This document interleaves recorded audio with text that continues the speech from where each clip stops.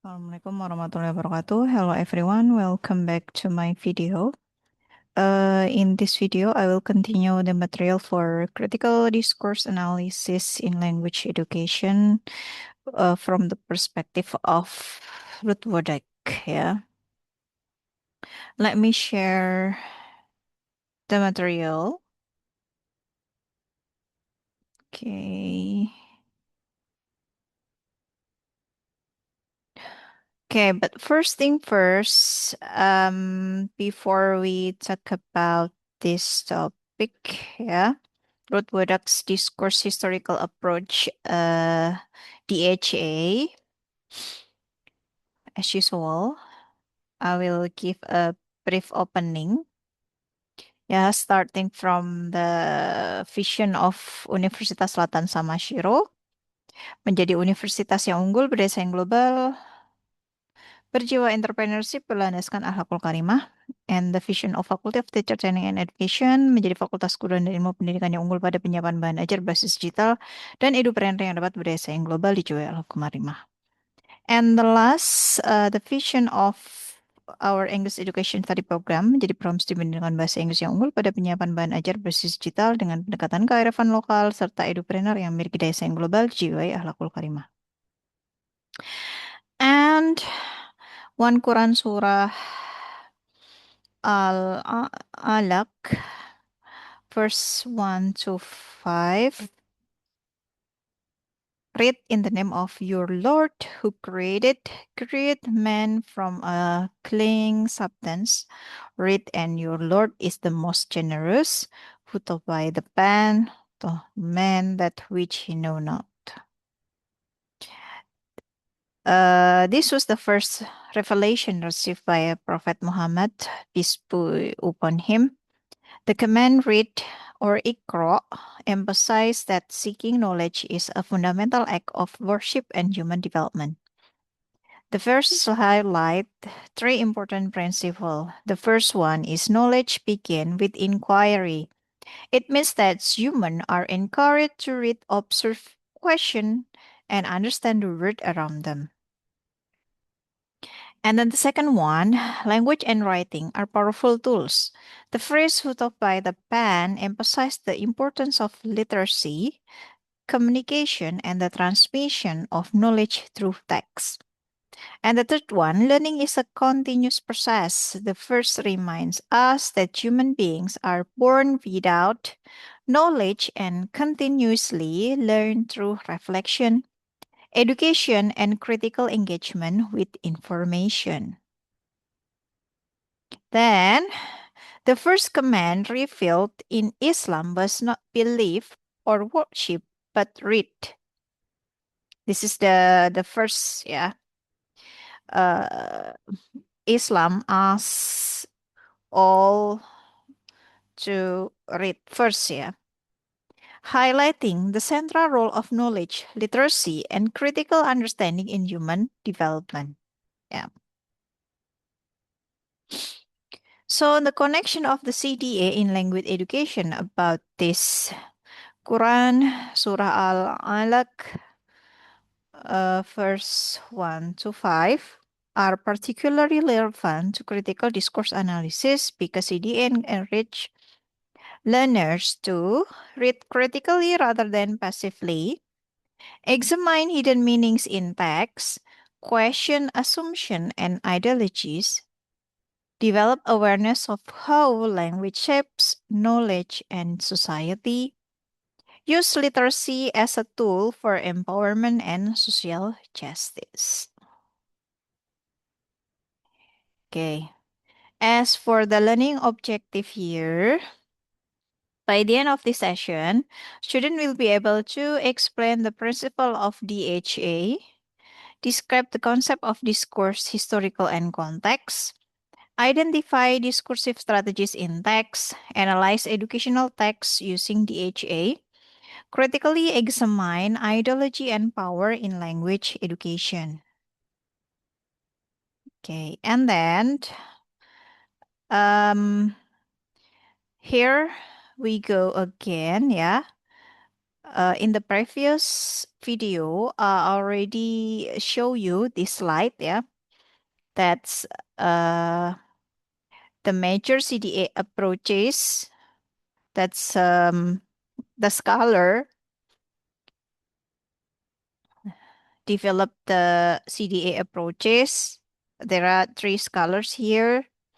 Norman Fairclough with his three-dimensional model that we already discussed it in the previous video. And then Theo van Dijk, yeah, with socio-cognitive approach that we already discussed it too in a previous video. And the last, we have a Ruth Wodak with the DHA, yeah, discourse historical approach. Let's see here the lens to analyze the discourse using DHA, yeah, by Wodak. Okay, see here. Okay, who is Ruth Wodak? She is a pioneer in critical discourse study that she notes that discourse is not just a language, it is a language in use, situated in society, shaped by history, ideology, and power. Yeah, so she is famous in CDA in the lens of history. Yeah. Ruth Wodak is one of the most influential scholars in critical discourse studies and the founder of the discourse historical approach. Her work explores how language used to construct meaning, identity, ideology, and power in society. Okay. She also already having research focus on political discourse, national identity and racism, media discourse, historical memory, education and ideology, and the last one, language, power, and inequality. Her works help us understand how discourse shapes social reality, including in education, classroom, textbooks, and policies. So here, what is discourse in a historical approach? Yeah. The definition is according to Lee Siegel and Wodak in 2009, the discourse historical approach attempts to integrate a large quantity, of available knowledge about the historical sources and background of social and political fields in which discursive events are embedded. Yeah, so it means that understanding about the discourse, yes, is based on the historical approach. Yeah.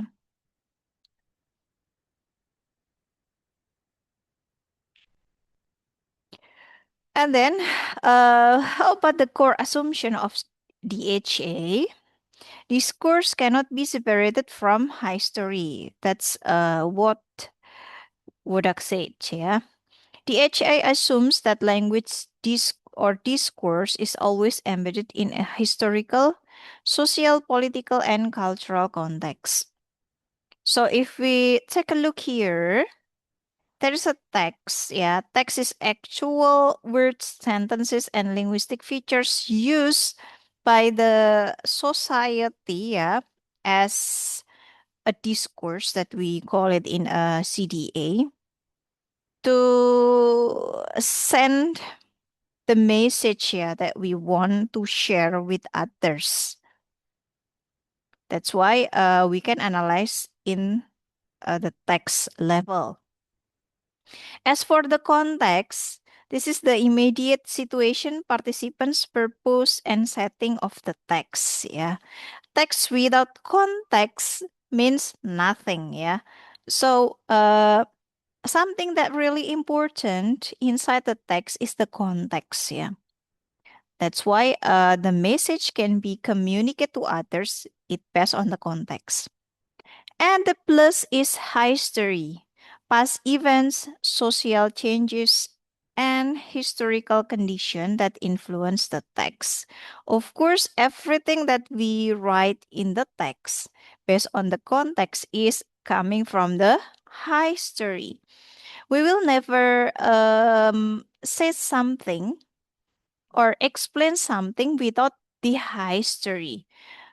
Let I say why I can explain this to you in this video because I have a history to read first this theory of DHA, yeah, by the Wodak. Yeah.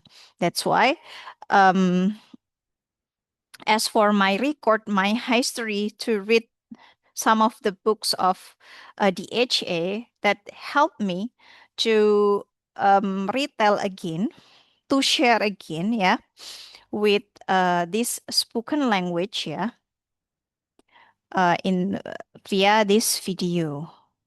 That's what we call it history. That's why historical condition is influence the text. Yeah. And then society and ideology. This is the power relation, belief, value, and ideologies that shape discourse. Yeah, of course, who made this discourse, who made this text, of course that coming from the society. That society, every person inside the society has their own ideology. Yeah, this kind of ideology, and in the society some of the people will have the power, yeah, power, and also belief, values, yeah, that's will construct their thinking, yeah, to think about this. It's similar to Fanjik. Fanjik is in the cognitive, but in this Wodak said that this coming from the history. So it will the result is the meaning, yeah. The meaning constructed is never neutral. It is socially produced and historically situated.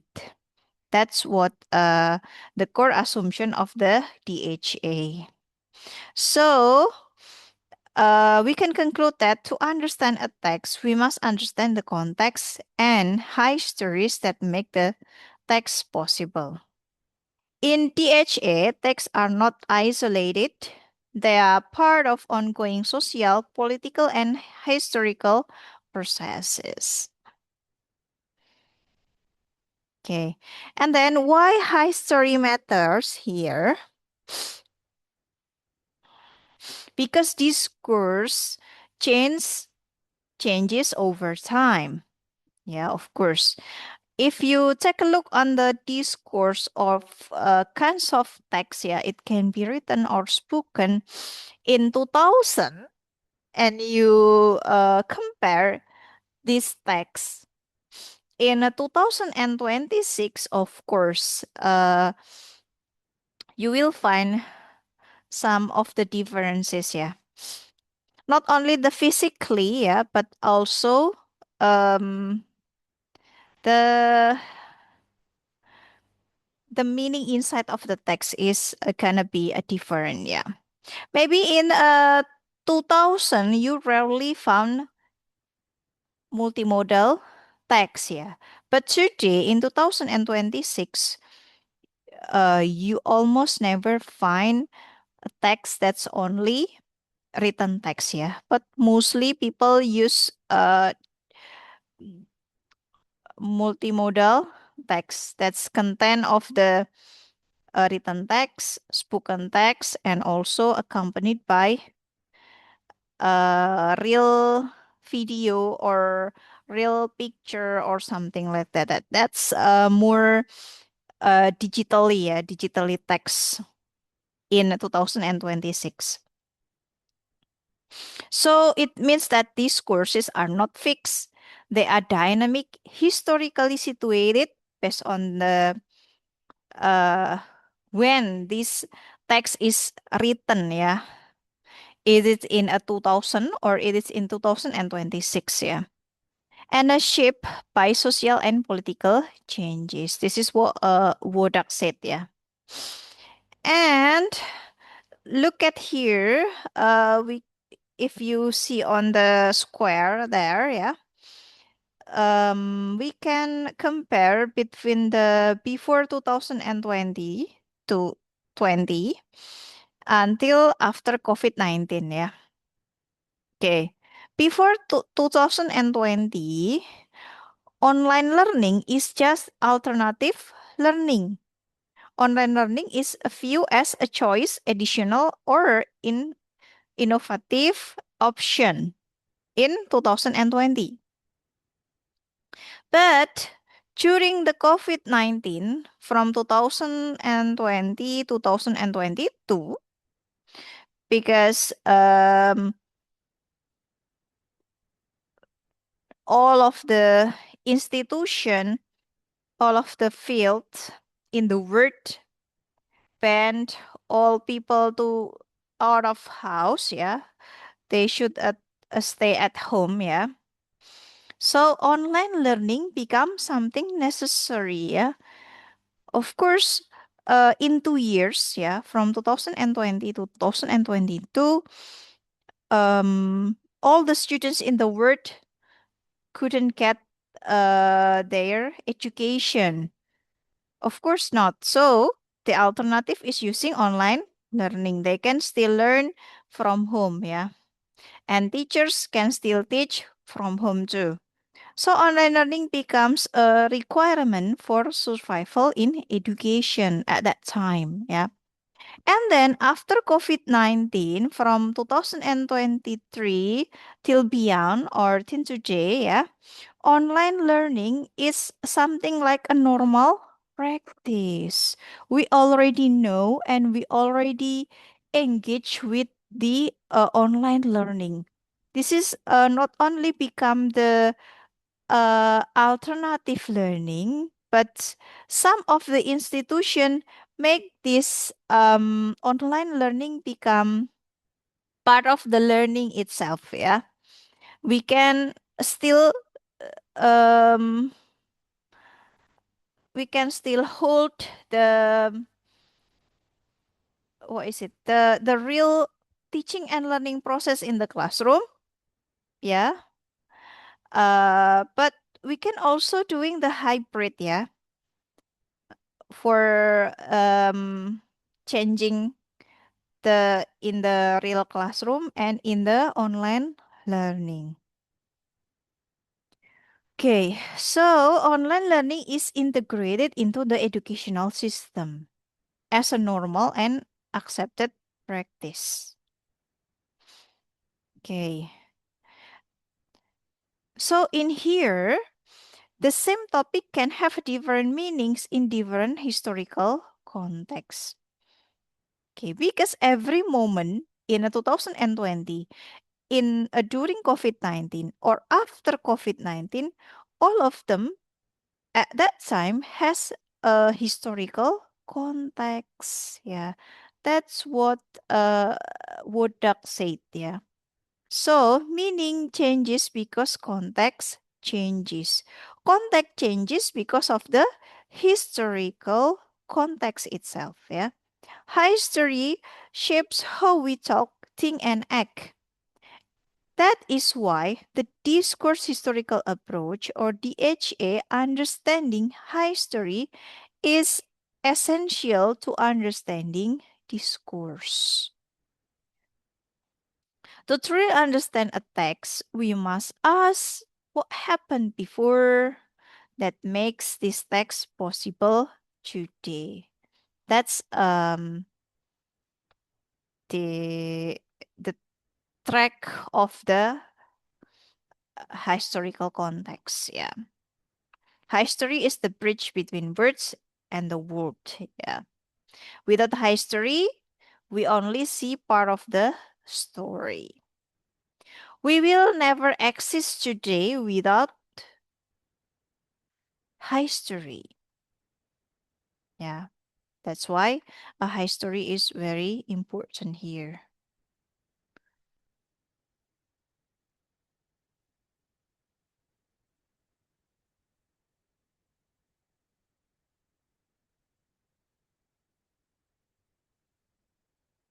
Okay, and then next, the main characteristics of DHA, yeah. Say, there are 6 here. The first one, problem-oriented. DHA is driven by social problems. It aims to uncover inequality, injustice, and ideologies in discourse. And the second one, interdisciplinary, DHA draws on multiple disciplines such as sociology, linguistics, political science, history, and education. The third one, historical, DHA always consider the historical background and how discourses change over time. And the fourth, contextual, DHA analyzes texts in their context, situational context, and broader socio-political and cultural context. And the fifth, triangulated, DHA use multiple data sources, theories, and methods to ensure deeper and more reliable analysis. And the last one, critical and emancipatory, DHA seeks not only to understand discourse, but also to challenge power, create awareness, and promote social justice. So, DHA is a comprehensive, context sensitive, and data rich approach that connects language with history, society, and power. Discourse is not just words, it is history in action. Okay.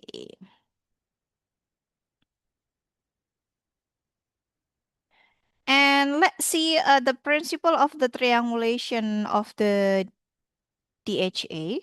DHA is based on the principle of triangulation, using multiple data sources, multiple theories, and multiple methods to obtain a reliable, comprehensive analysis. This is what the Wodak and Mayer said in 2016. Uh, let's see one by one of this triangulation. The first one is multiple data sources. DHA doesn't rely on one types of data. It collects a variety of text and evidence. It can be from the text and document, written text, or even it can come from the interviews, spoken text, or even coming from the media and online context. It can be a multimodal text or historical documents, yeah, artifact, and observation and field notes. Anything can be a base data, yeah, and evidence. Different sources give us a different pieces of the puzzle, yeah. But together, this puzzle can be combined, become one that understanding. And the second one, multiple theories. DHA draws on various theories to understand discourse. It can be sociology, linguistic, political science, history, and education. Different theories help us see different dimension of meaning. So each theory can be integrated together or can be a link together. Yeah. Multiple methods, the third, yeah, DHA use different methods to analyze the data. It can be discourse analysis, content analysis, ethnography, document analysis, and critical interpretation. Different methods provide stronger and deeper insight. So, different this kind of different methods can be integrate together, yeah, and give a different meaning. Okay. So triangulation reduces a bias, strengthens validity, and provide richer interpretation because of multiple data resource, multiple theories, and multiple methods. Yeah. Why it matters? It is captures complexity reveals hidden ideologies, validates findings, and supports critical and emancipatory aims. So using this triangulation in action, the data source become a different source, bring different perspective. For the theories, different theories explain different aspect. Methods, different methods reveal different patterns. Yeah. So it makes a deeper understanding and reliable findings. So in the HA, no single angle is enough. By combining multiple sources, theories, and methods, we can understand discourse in its full historical, social, and ideological complexity. Okay. There are another four level of context in the HA. Yeah. The first one is immediate text, the text itself. Yeah. Focus on the actual words, grammar, and meaning. You can ask for yourself what words are used, what grammar is used, what themes and are emphasized, yeah, to construct the discourse or the text.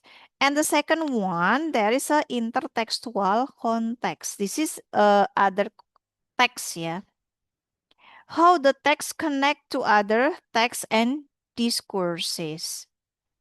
You may ask to yourself which texts are reference, what voices or discourses influence these texts.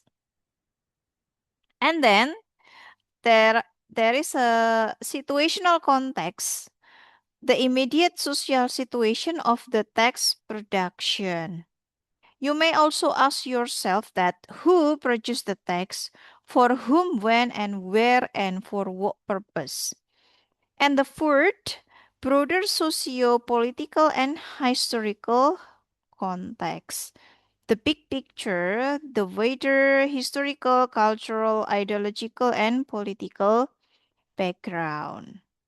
And you may also ask yourself what historical events influence this text, what ideologies and power relations are at play, and what social condition exists. Okay. So, here, to understand a text deeply, we must go beyond the words and explore the context that shape it. So, what is the cycle here of understanding the discourse by the HA? First, start with the text analysis and then look at the related text and then examine the situation. And the last one, explore the historical and political context. And then we are at the deeper critical understanding. Okay, everyone. Maybe I couldn't make it in one video for the next explanation because it's a bit way long, yeah. So there is another step by step, yeah, to practice the DHA analysis, yeah. But we have to understand each level, yeah. You can see here, the first level is immediate text, yeah. But I will explain this level one by one because there is still another level, yeah. Level 2, level 3, level 4, and then another DHA journey. And there is still a discursive strategy in DHA, yeah, strategy 1 and so on. So I will stop here, yeah. We will discuss this again in the next video, yeah, for the context level and how to analyze the discourse using this DHA. Yeah. Okay, but first thing first, let me give you the assignment that you already know about this, yeah. As usual, you have to watch my recorded teaching video, understand the material, and then summarize all the material that I already explained to you. Don't forget to underline the important key points of the material. Explain it by yourself by recording into a video in frame. Your video duration should be around 3 minutes or more, and don't forget to share your link video in a Google Classroom assignment. That's all, everyone, that I can share to you here. See you again in my next video. Assalamualaikum warahmatullahi wabarakatuh.